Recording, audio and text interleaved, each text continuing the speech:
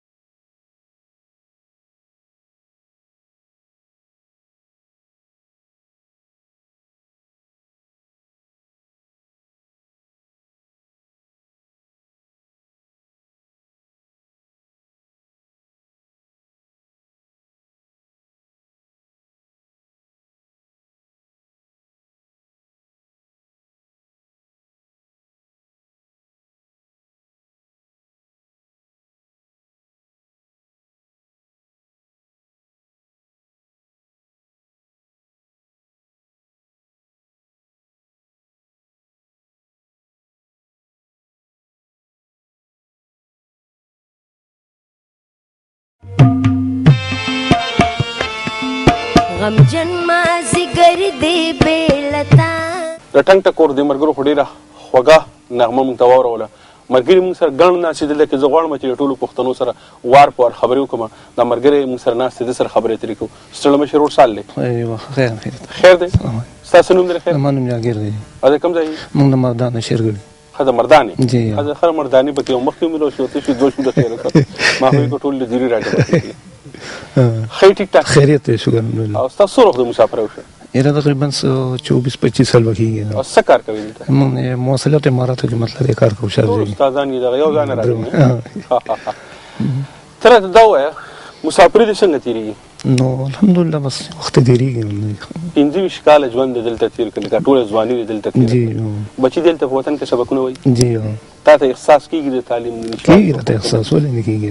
دا چې کله وطن ته لاړ شي د خپلو بچو پسې سکول ته چې ته تلې د استاد نه ولې تپوس کړی، تحقیق دې ورپسې کړی؟ جی بالکل برابر ښه تحقیق پسې کوم. یا دغه نو مطمئن یې؟ مطمئن یې دی چې په خپلو بچو به سبق وایي؟ په خپلو بچو به سبق مو په خپله نه دی ویلی که نه.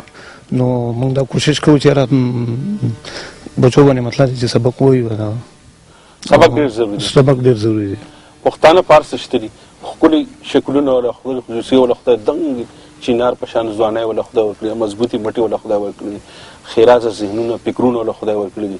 خو د یو څیز پکې نشوالی دی، هغه د سبق. د سبق د وجې نه مطلب دی چې ډېر وروستي دنیا دا خلک وایي چې دا د علم صدای ده، دا د انسان د ترقۍ هغه درېیم پړاو شروع شوی د علم او د پوهې صدای ده. په دنیا به هغه قومونه حکمراني کوي چا څخه چې علم وي. ستا خبره په ګل بدله کور مو ودان چې پښتنو له علم حاصلول پکار دی. الله دې موږ تاسو ټول په دې کې بریالي کړي چې موږ خپل راتلونکی نسل چې کوم دی هغه تعلیم په کالو باندې ښکلی کړي. ډېره مننه. دلته یو ملګری موږ سره ناست دی، د سره خبرې اترې کوو چې دی موږ ته څه وایي. ستړی مشر ورور په خیر راغلی. السلام علیکم. وعلیکم السلام. څه نوم دی ستا؟ سید نوازي. سید نواز دی نوم؟ جی. او د کوم ځای؟ زه جی مردان یم. ته هم د مردان یې؟ جی. زه شکر د درې مردانیان خوشوي دي. ښه، ته دلته څه کار کوې؟ زه خو چې دلته کې بزنس او پینټ ډیکوریشن د دې ده خپل کاروبار؟ او جی خپل شکر. او څو وخت د مسافرۍ وشوه؟ 12 کال وشي. نو دلته کې کوم پښتانه کاروبار کوي نو څه مطمئن یې که چې خیر دلته کاروبار ښه په مخ روان دی؟ یاره شکر دی ډېر مطمئن یم مونږ. مطمئن یې؟ ډېر مطمئن. او ته څه ګڼې چې دومره پښتانه چې د خپل وطن نه ولې مسافر دي؟ ستونزه څه ده؟ نو بس دا خو ټول د غربت او د دغه د وجې نه مسافر دي. او دلته کې یو کسي نو هغه په خپله سخته کې خو شاته پسې کوم پاکستان کې کوم کسان نو هغې پسې راته کې. مطلب دا ستا خبرې چې کار نشته په وطن کې، روزګار نشته، امن نشته، چې دا زلمي ورته تللی شي، کارخانه نشته، څه نشي، څه ته به کار کوي؟ لکه مخامخ د کار او د روزګار او د ښه ژوند په تکل کې او مطلب روښانه مستقبل لپاره خامخا بل وطن ته مسافر. بالکل بالکل. ستا په کې داسې څه خبره شته چېرې موږ ته ووایې یا چمشاد ټلویزیون په شیشه باندې د نړۍ ټولو پښتنو سره؟ زه خو د شمشاد ټي وي ډېر شکرګزار یم چې تاسو دومره د لرې نه رالي او دلته کې په زید کې تاسو دا پروګرام وکړو. او بس زه ټولو پښتنو ته یم چې امن سره اوسئ. او زه که تا خوا کې چې نشته دا ستا بچی دی؟ او جی دا مې وراره دی او دا تاسو سره چې دا مې بچی دی. دا یې بچی دی. دا بچي دلته سبقونه وایي؟ او جی. دا راته وایي چې دی خو دلته سبقونه جدید علم ورته تخې. د پښتنو دا بدقسمتي ده چې په لکونو کورونو د پښتنو وایي دا ګړی په دنیا کې داسې دي چې له خپله ژبه لوستل او لیکل نه ورځي. زموږ دا ژبه صرف ژبه نه ده، زموږ د ژوند یو لاره هم ده. او موږ که پښتانه یو نو په دې خپله ژبه پښتانه یو. نو ستا څه خیال دی چې خپلو بچو ته پښتو لیکل لوست ښیي؟ او جی بالکل. کور کې مو سره جي د مار واره دی او سره پړهایي کوي او زیات سره پښتو د انګلیش هم کوي او پښتو سره خامخا یوز کوي. موږ غواړو چې پښتانه دنیا ټول علمونه او ټولې ژبې زده کړي خو خپله مورنۍ ژبه خامخا. او جی لازم بالکل. ډېره مننه ستا د دې درنو خوږو خبرو کور مو ودان. یو نړۍ مننه. موږ سره خوا کې یو ډېر ګلالی ماشوم ناست دی، د سره خبرې کوو چې دی راته څه وایي. بچی څنګه یې؟ ټیک ټاک. چا سره راغلی دلته؟ پلار سره. او ستاسو نوم دی؟ حمزه. او ته پلار ته څه وایې چې نوم ورته ډیډي ورته وایې، بابا ورته وایې، کاکا څه ورته وایې؟ بابا.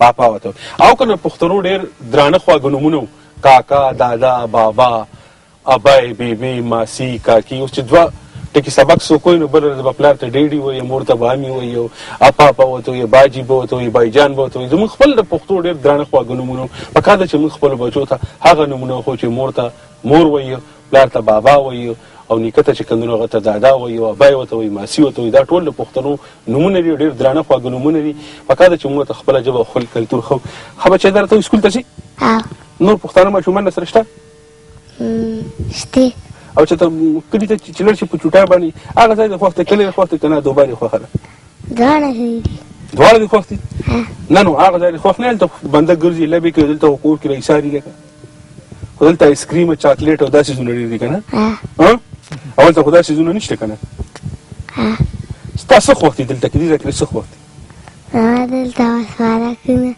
هلته ځم ښه ښه ډېره مننه لوی شه بچې الله دې ګلالۍ پښتون لوی کړه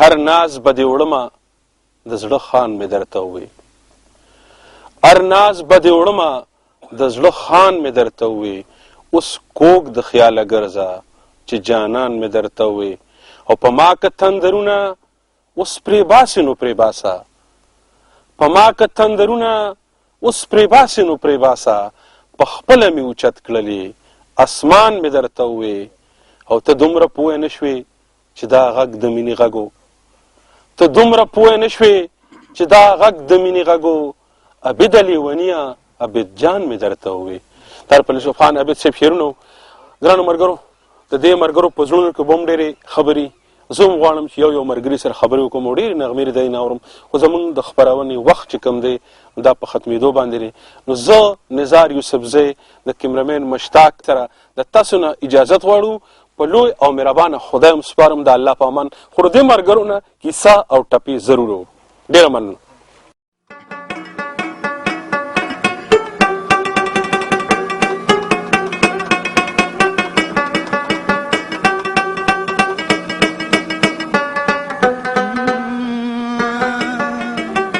نوکر خیر قدم علی